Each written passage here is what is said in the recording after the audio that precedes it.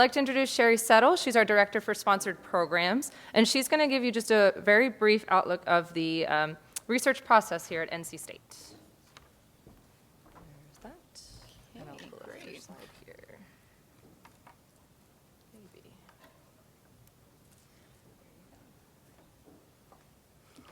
Good morning, and thank you, Laura. I think my role here is just to place some of these resources into the life cycle of a research project so that you can maybe relate these to offices that you've interacted with in other roles that might have gone by. So you're already in the research life cycle. Just by coming here, you're already contemplating what your research program might involve, what sort of questions you might explore, and who might be interested in the answers to the questions that are coming up in your research exploration. So we've talked about some of the resources here. I'm going to focus a little more on ones that have not been described in earlier comments.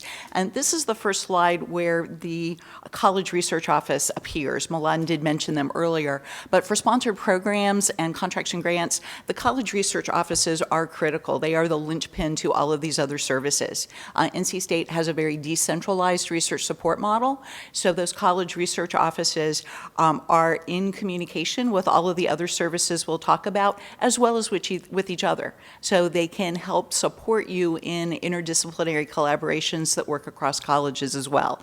We have 10 colleges and 11 college research offices. Might sound a little off, but we do have our Integrated Support Services Center that was mentioned in Mladen's slides that supports those centers, institutes, and unaffiliated units that do a lot of the research activity here on our campus. The PDU, of course, is a very strong partner, and I want to add a shout out for them as well to handle large and multidisciplinary projects. And I also want to mention our partnerships office. There was a question earlier about working with industry and finding industry collaborators. Our partnerships office is pretty special here at NC State. When we go to national professional meetings in my area, we hear from industry sponsors that they really want a concierge office, someone who can handle the multifaceted relationship between an industry sponsor and a university, and we're fortunate to have that here. People like me who work in sponsored programs think proposal development, submission, and award acceptance is the universe. We recognize there's a lot more to your research program, but those steps are very important to securing funding. College research offices are most critical here, but our office, Sponsored Programs, which handles pre-award and non-financial post-award activities, are here to support them and you.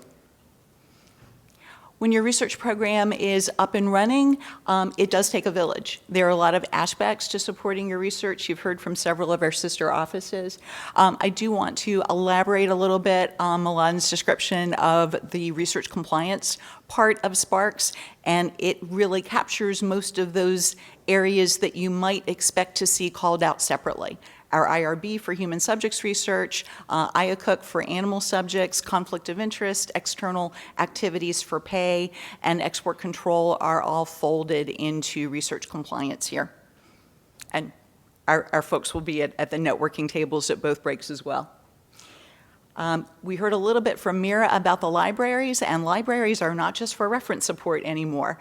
In addition to the ORCID and Science CV resources, and that guide is one I've reviewed and tried to follow for Science CV, and it is very, very useful. So I'd encourage you to use that as a resource to get started if you haven't already, particularly if you're going to be pursuing NSF grant activity.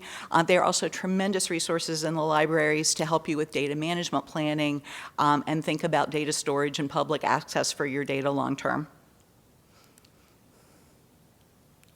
Now, all good things do come to an end, and as your project starts to wrap up and you've seen some really good activity and good progress, you have several resources, most of which we've talked about today, to help you both publicize and commercialize the good work that you've done.